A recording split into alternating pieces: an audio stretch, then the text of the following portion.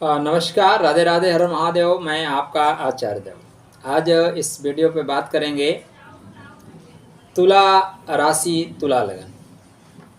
तुला मतलब तराजू होता है। तो तुला राशि और तुला लगन में आपने जन्म लिया है, तो आपके जीवन के संपूर्णता को देखते हुए क्या क्या महत्वपूर्ण आयाम होंगे आपके जीवन में, क्या अच्छाई है, क्या कमियां हैं, कौन से पार्ट को मजबूत करने से जीवन में आप निरंतर ऊंचाई प्राप्त करोगे, कहाँ पे एनर्जी को प्लस करना है, कहाँ एनर्जी माइनस करना है, उसी चीज़ की हम वार्ता करेंगे। तो शास्त्रकार कहते हैं कि तुला लग्नोदयो जातः सुधि सत्कर्मजीविकः विद्वान सर्वकालभिज्ञो धनाढ्यो जन पूजितः। सुंदर लाइन है। अर्थात तुला लग्न में उत्पन्न जातक बुद्धिमान होता है, अच्छे कर्मों से आजीविका को चलाने वाला या उपार्जन करने वाला होता है, विद्वान होता है, अनेक कला में निपुण होता है, धनी होता है, व्यवहार कुशल व कुल में श्रेष्ठ होता है। यह शास्त्रकार ऐसा कहते हैं। तो क्या सबके साथ ऐसा होगा? क्या 65 करोड़ लोग धनाढ्य होंगे, उच्च कुलीन होंगे क्या? तो तुला राशि आप देखें तो भचक्र में 7वीं राशि है। ये मेष की पूर्णता की राशि है, अकाल पुरुष की पूर्णता की राशि है। तो इसलिए इस राशि में खुशियाँ औरों की मात्रा थोड़ी सी मिलती ज़्यादा है, इसमें कोई संदेह नहीं है। यह राशि सुंदरता की राशि है। यह राशि शुक्र की मूल त्रिकोण राशि है, इसलिए सुंदर होती है। तुला मतलब बैलेंस करना। दरअसल बैलेंस करने के पीछे जो कारण है ना, आप देखेंगे तो तुला राशि चित्रा, स्वाति, विशाखा 3 नक्षत्रों पे खड़ी है। चित्रा मतलब मंगल का नक्षत्र, स्वाति मतलब राहु का नक्षत्र, विशाखा मतलब गुरु का नक्षत्र। मंगल की शक्ति है, राहु का छल बल है और गुरु की ज्ञान है। तो इन 3 नक्षत्रों पे खड़ी हुई राशि का नाम है तुला। यहाँ पे शुक्र जो है ज़्यादा प्रेम देता है। शुक्र की द्वितीय राशि है, शुक्र इसको ज़्यादा प्रेम देता है। आकाश पथ पे आप देखेंगे तो 180 डिग्री से लेकर 210 डिग्री तक का जो क्षेत्र होता है उसको तुला राशि के नाम से जाना गया है। शुक्र सौरमंडल में एक चमकीला ग्रह है, इसलिए इस राशि के जातक चमकीले होते हैं, मतलब आभायुक्त होते हैं, सुंदर होते हैं। सौरमंडल में सबसे चमकने वाला आकाशीय पिंड है, अतः भौतिक जगत में सबसे ज़्यादा चमकाने वाला व्यक्तित्व आपको बनाएगा। या आप देखेंगे तो दक्षिण पूर्वी भाग में इसका संबंध ज़्यादा होता है। इस राशि के अंतर्गत तो मैंने आपको बताया कि चित्रा, स्वाति, विशाखा 3 नक्षत्र आएंगे। अब चित्रा के लास्ट के 2 चरण और स्वाति के 4 चरण, विशाखा के 3 चरणों पे यहाँ खड़ी होगी। नामाक्षर की बात करें तो रा, री, रू, रे, रो, ता, ती, तू, ते, इन शब्दों से अगर आपका नाम है, इन अक्षरों से आपका नाम है, तो आपकी तुला राशि बनेगी। क्या खासियत होगी आपकी? अब महत्वपूर्ण बातें। तो चर्चा आरंभ करें उससे पहले विनम्र अनुरोध है, अभी तक आपने चैनल को सब्सक्राइब नहीं किया, चैनल को सब्सक्राइब करिए। वीडियो आप देखेंगे थोड़ा सा लंबा वीडियो होगा, डेफिनेटली आपको पसंद आएगा, ठीक है ना? तो वीडियो थोड़ा इसलिए लंबा होगा कि चीज़ें ए से लेकर जेड तक आपके लिए जाएंगी। तो तुला राशि में ये अक्षर आएंगे। शुभ रंग इसका सफ़ेद है, शुभ अंक 7 है, शुभ धातु जो है चांदी है, शुभ रत्न हीरा और हीरा का उपरत्न ओपेल है। शुभ दिन इसका जो है शुक्रवार है। इष्ट संतोषी माँ या कुलदेवी का आप पूजन कर सकते हैं। शुभ मास चैत्र व ज्येष्ठ है। आषाढ़ श्रावण भद्र जो माह हैं ये मध्य मास हैं। अश्विन पौष फाल्गुन अशुभ माने जाते हैं। वायु तत्व प्रधान राशि है, इसका स्वामी शुक्र है। इसके कारण कारक ग्रह बुध और शुक्र तथा शनि को माना जाता है। इस राशि में थोड़ी सी चंचलता होती है, इस राशि में मुग्धता होती है, इस राशि में थोड़ा सा स्वार्थीपन होता है, क्योंकि शुक्र की मूलभूत त्रिकोण राशि है। ऐसे जातक थोड़े से शौकीन मिजाज के होते हैं, तो आप थोड़े से चंचल हैं, क्योंकि शुक्र की सुंदरता है और जो सुंदर चीज़ें हैं उस पर लाखों लोगों की नज़र है और नज़र आपको थोड़ी सी चंचल बनाएगी। अनेक विषयों का शौक होने के कारण किसी एक विषय पे फोकस न कर पाना इनकी कमजोरी होती है, लेकिन मजबूती ये है कि काफ़ी विषयों को जानने वाले होते हैं। चंचलता बहुत होती है, सफलता की उम्मीद तो आपको बहुत होती है, लेकिन सफलता के लिए जो कठिन श्रम है उस श्रम से आप अपने आप को दूर करके रखते हैं, इसलिए सफलता मिलने में थोड़ी सी कमी आती है। यूँ कहें कि एकाग्रता थोड़ी सी कम है, एकाग्रता कम होने की वजह से सफलता कम है। यद्यपि यह डिपेंड करेगा शुक्र के ऊपर, सिर्फ चंद्रमा के यहाँ बैठने से नहीं होगा, शुक्र के ऊपर डिपेंड करेगा। इस नक्षत्र में अगर आपने जन्म लिया है तो अधिकांश सुख सुविधाएं आपको मिलेंगी। थोड़े से विरोधाभास परिस्थितियां आपके सामने आएंगी, लेकिन आप जो है उन पे प्रभाव डालते हुए उन पे आगे बढ़ते हुए निकल जाएंगे। क्योंकि शुक्र का आधिपत्य है इस राशि पे, इसलिए थोड़ा सा मेंटेन रहने का शौक आपको डेफिनेटली होगा, मेंटेन रहने की आदत आपके पास होगी। खुद को सजना संवारना, आप जिस माहौल में रहते हैं उस माहौल को सजा संवार के रखना, बाग बगीचे सुंदर रखना, घर को आलीशान बनाना, टीका मतलब थोड़ा मेंटेन रखना, परफ्यूम वगैरह का, ब्रांडेड जो चीज़ें होती हैं ना वो इन्हीं के लिए होती हैं। ब्रांडेड चीज़ों का इस्तेमाल करना आपको अच्छा लगता है। तो चित्रकारी और बागवानी का शौक अगर आपको है तो आश्चर्य नहीं है, ऐसे लोगों को अच्छा होता है। जातक अपने कद काठी का विशेष ध्यान रखता है, बहुत मोटा होना नहीं चाहता, तो ये लोग दुबले पतले स्मार्ट, एक वर्ड होता है ना स्मार्ट होते हैं। इनकी विशेषता ये होती है क्योंकि राहु का स्वाति नक्षत्र इनके साथ चल रहा होता है, तो विवादों को बहुत इजीली ढंग से डिस्कनेक्ट कर लेते हैं, विवादों को सुलझा लेने की विशेष क्षमता होती है। और आपकी राशि में शनि को उच्चता प्रदान की जाती है, शनि महाराज आके उच्चता प्राप्त करते हैं, अर्थात आप सेवा करने वालों को, जो मेहनत करने वाले लोग हैं उनका मान सम्मान करने वाले हो, सीधा सीधा मतलब ही होता है। शनि क्या है? वर्कर है, वर्कर को आप उच्चता दे रहे हो, मतलब काम करने वालों को पूरा रिस्पेक्ट आप प्रदान करेंगे। सूर्य नारायण यहाँ नीच के होते हैं, तो आपके साथ जो ईगो टकराएगा, सूर्य मतलब अहम, सूर्य मतलब सत्ता, तो जो अहम सत्ता की बात करेगा वो यहाँ पे आके दुखी हो जाएगा, क्योंकि आपके नेचर के साथ नहीं चल पाएगा। संघर्ष और टकराव की स्थिति से बचाने की अपने आप को पूरी कोशिश होती है। स्वयं को निष्पक्ष रखते हुए चतुराई से समाधान की ओर बढ़ जाने की अद्भुत क्षमता विशाखा देता है। कौन देता है? विशाखा, विशेष शाखा, गुरु की व्यापना शक्ति लेके चलते हैं, इसलिए विशेष शाखा में निष्पक्ष रह के तर्क के द्वारा समस्या का समाधान करते हुए आगे निकल जाना बेहतर परिणाम देने वाला होता है। अपने नफ़े नुकसान का पूरा खाका तैयार करके रखते हैं, कहाँ नफ़ा हो सकता है कहाँ नुकसान, उसके अनुसार काम करते हैं। विपरीत के प्रति थोड़ा सा आकर्षण हो जाना, सहज आकर्षण स्वाभाविक होता है, क्योंकि शुक्र की मूल त्रिकोण राशि तुला राशि है। तो जीवन साथी बनाने के जो निर्णय होते हैं वो थोड़े से कठिन होते हैं, लेकिन मित्र बनाने के निर्णय बहुत सरल होते हैं, तो थोड़ा सा दिल फेंक टाइप होते हैं, ऐसा कह सकते हैं। अकेलापन से काफ़ी घबराते हैं, अकेलापन इनको अच्छा नहीं लगता है, चाहते हैं कि लोगों के साथ रहें। तो थोड़ा सा दिन की अपेक्षा रात्रि में इनका बलाबल ज़्यादा चलता है, आप ऐसा कहें कि दिन की अपेक्षा रात्रि बल इनके पास ज़्यादा रहता है।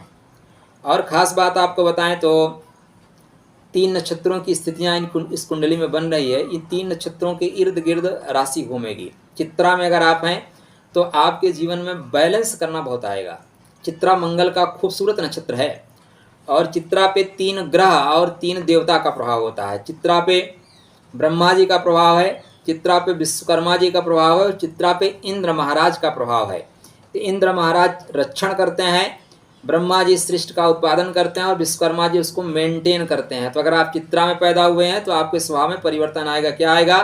आप निर्माण करेंगे, उसका रक्षण करेंगे, उसको सुंदर बनाएंगे। लेकिन स्वाति में आए हैं तो स्वाति कट कर देने का है, स्वाति तकलीफ देने का है, स्वाति संघर्ष कराने का है। स्वाति की आदत है, कोई एक छोटा सा कोयला लेगा, उसको इतना प्रेशर करेगा कि डायमंड बना देगा। तो स्वाति के गुण 3 बस वही वाले मिलेंगे। तो 3 तरह के स्वभाव तुला राशि में मिलेंगे, लेकिन हम मोटा मोटा आपको बता रहे हैं।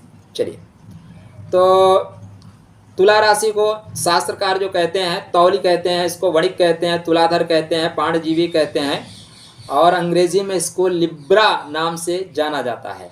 यह निश्चित रूप से सौंदर्य प्रसाधन की राशि है, संतुलन की राशि है। तो आप जीवन में, समाज में, परिवार में, आध्यात्म में और लौकिक जगत में सामंजस्य बनाते हुए आगे बढ़ेंगे। हर जगह सामंजस्य बना रहे हैं आप। इसका प्रतीक चिन्ह देखें तो एक हाथ में तराजू धारण किए हुए पुरुष या स्त्री दिखाई देता है।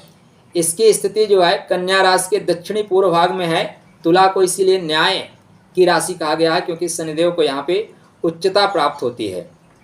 यह रजोगुणी है, थोड़ी इसकी जो प्रकृति है रजोगुणी है, संख्या इसकी विषम है, जाति से शूद्र शास्त्रकार कहते हैं, अल्प संतति राशि है, शीर्षोदय राशि है, पश्चिम दिशा की स्वामिनी है, शनि तुला में 20 अंश पे यहाँ पे परम उच्च के होते हैं और सूर्य इस राशि में परम नीच के हो जाते हैं। ठीक, ये मोटा मोटा चिन्ह है। अब हम आपको आपके व्यक्तित्व के बारे में बताएंगे कि क्या क्या खास है।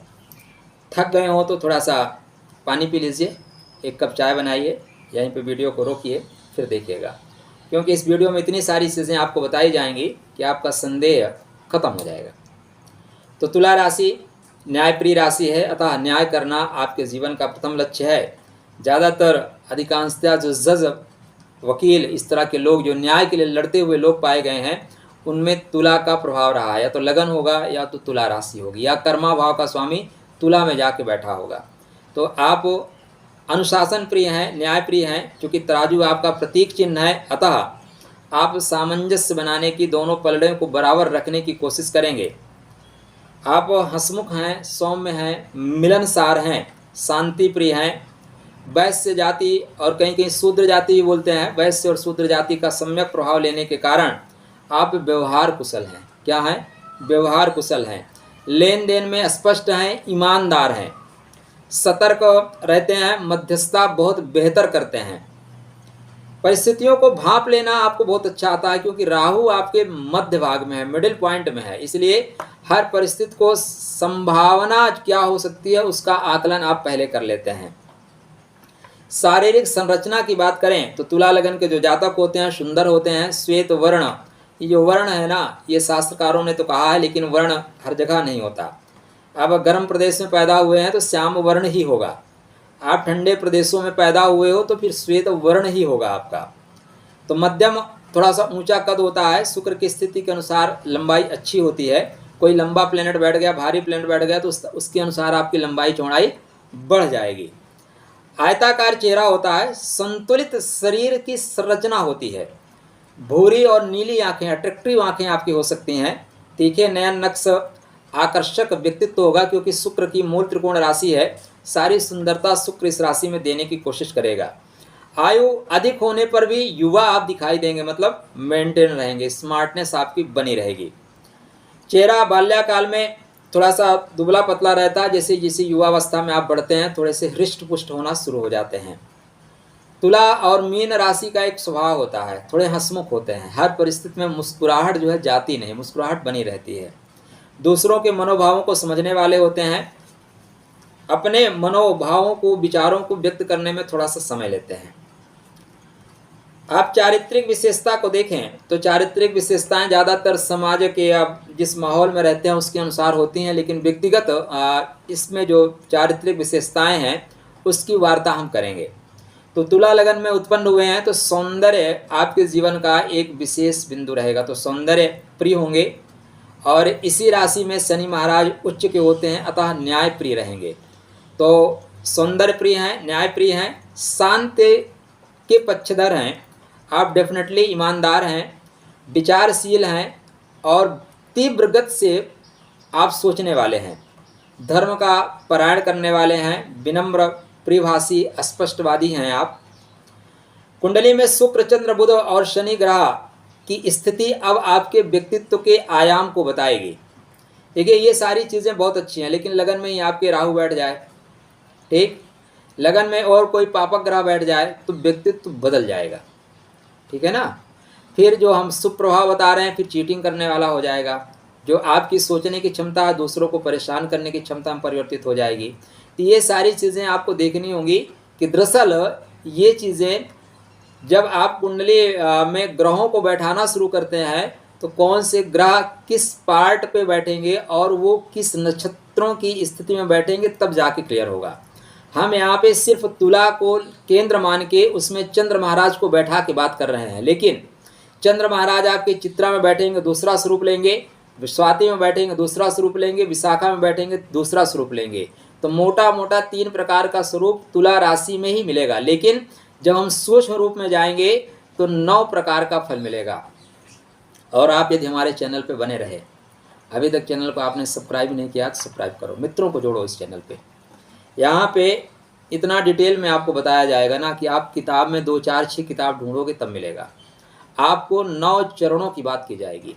आप चित्रा के प्रथम में पैदा हुए हैं तो क्या फल होगा, द्वितीय में पैदा हुए हैं तो क्या फल होगा, विशाखा के द्वितीय चरण में या प्रथम चरण में पैदा हुए हैं तो क्या फल होगा, यहाँ तक डिटेल बात की जाएगी। इसलिए स्वतः जुड़िए और मित्रों को जोड़िए। अब देखिए मित्र, ये जो चारित्रिक विशेषताएं हैं ये आपके शुक्र के साथ रिलेट होंगी।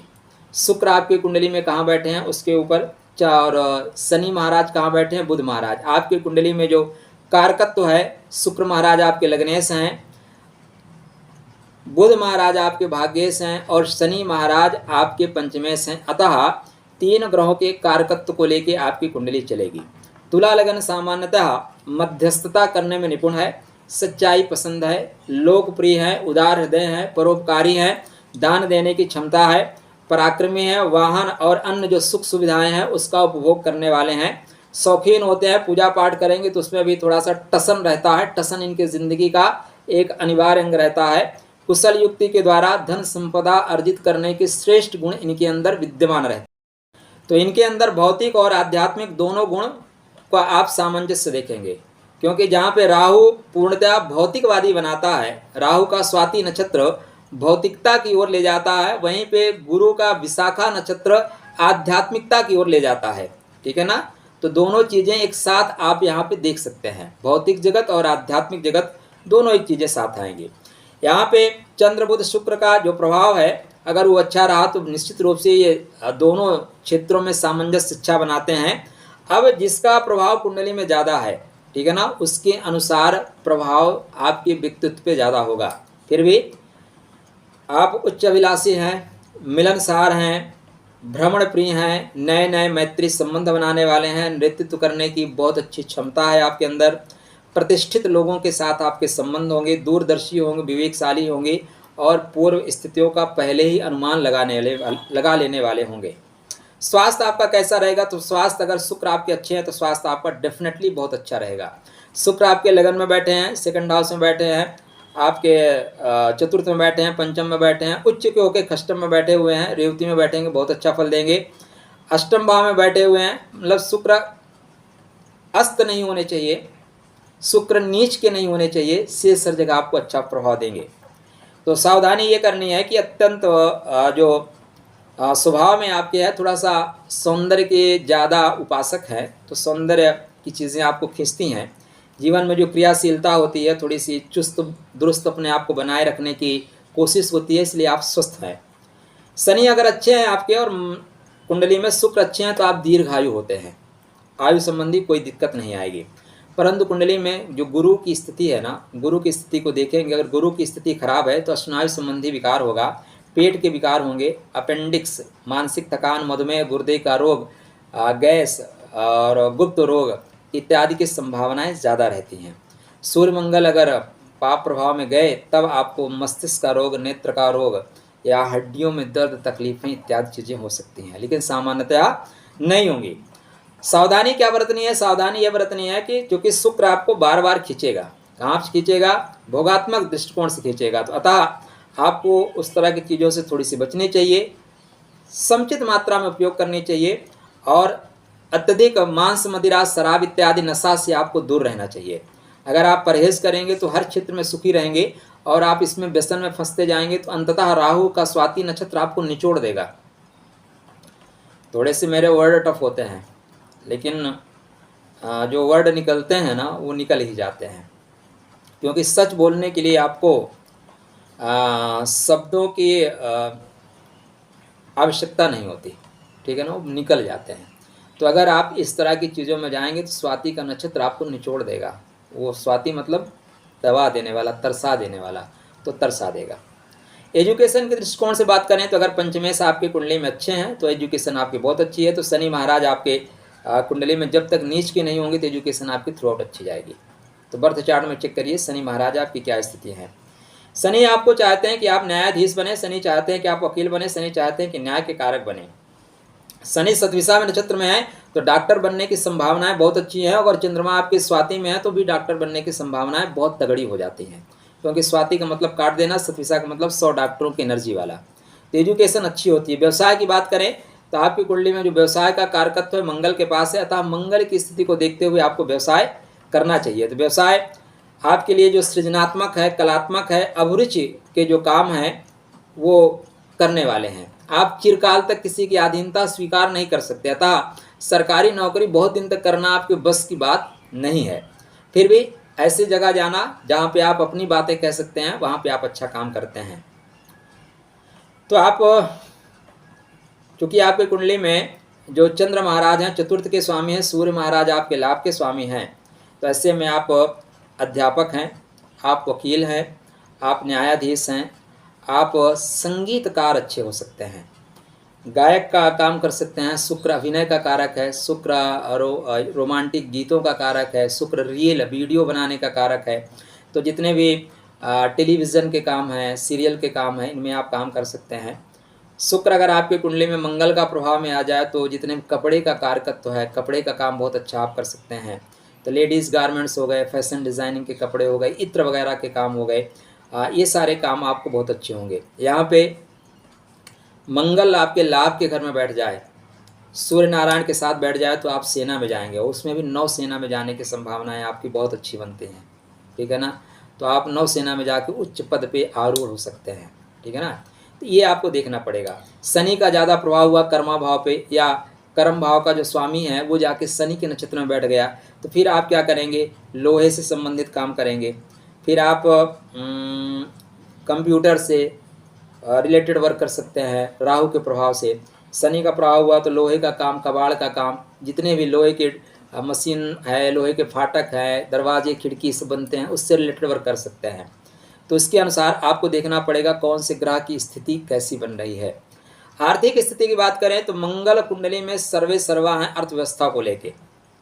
मंगल आपके द्वितीय भाव के स्वामी है और मंगल आपके व्यापार के स्वामी। यद्यपि लाभ के स्वामी सूर्य नारायण है, लेकिन मंगल की स्थिति आपकी कुंडली में, तो आपकी कुंडली में चंद्र मंगल है तो लक्ष्मी योग बनाएंगे।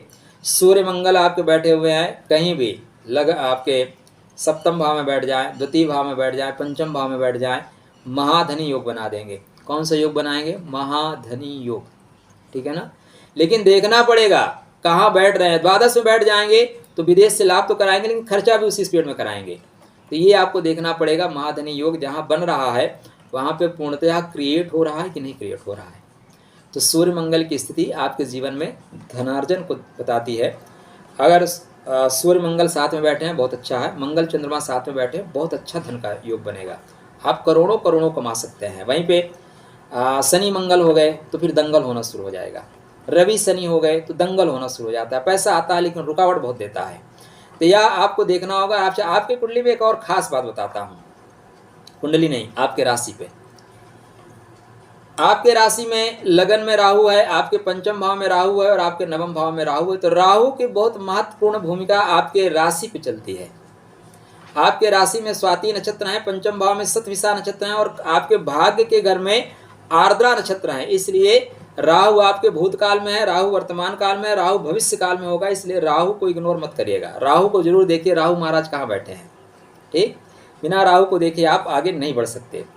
तो आर्थिक व्यवस्था आपकी ठीक ठाक जाती हुई दिखाई दे रही है। पारिवारिक की बात करें तो मंगल महाराज आपके पारिवारिक जीवन के कारकत्व को लेकर चलते हैं। मंगल आपके द्वितीय हैं, मंगल आपके सप्तम से, अतः मंगल का शुभ आपको जीवन में पारिवारिक सुख देने वाला होगा। कभी भी पारिवारिक सुख सिर्फ एक पार्ट से मत देखिएगा। अब आपका चतुर्थेश अच्छा है, शनि अच्छा है, परिवार का सुख मिलेगा। मंगल अच्छा है, परिवार का सुख बहुत सुंदर मिलेगा, ठीक है ना, डेफिनेटली मिलेगा। अब मंगल शनि में जो पार्ट जितना कमजोर हो जाएगा उसी तरह से परिवार सुख में कमी आएगी। अब मंगल आपके चले गए अष्टम भाव में, मंगल चले गए द्वादश भाव में, मंगल अपने से अष्टम वृश्चिक में आ गए, तब भी धन तो मिलेगा लेकिन सुख में कमी आ जाएगी। मंगल शनि कहीं बैठ गए जाके द्वादश भाव में, दंगल होना शुरू हो जाएगा। इसलिए दोनों का सामंजस्य बनाना पड़ेगा। मंगल सुग्रही है, पारिवारिक सुकून मिलेगा। मंगल आपके कुंडली में थर्ड हाउस में अपने से तृतीय चले जाए, आर्द्रा में नहीं जाएंगे, परिवार सुख मिलेगा। मंगल कर्मा भाव में चले जाए, पुष्य नक्षत्र में जाएंगे, पूर्ण सुख मिलेगा। लाभ के घर में पूर्ण सुख मिलेगा। लगन में बैठेंगे, क्रोध की मात्रा होगी लेकिन सुख मिलेगा।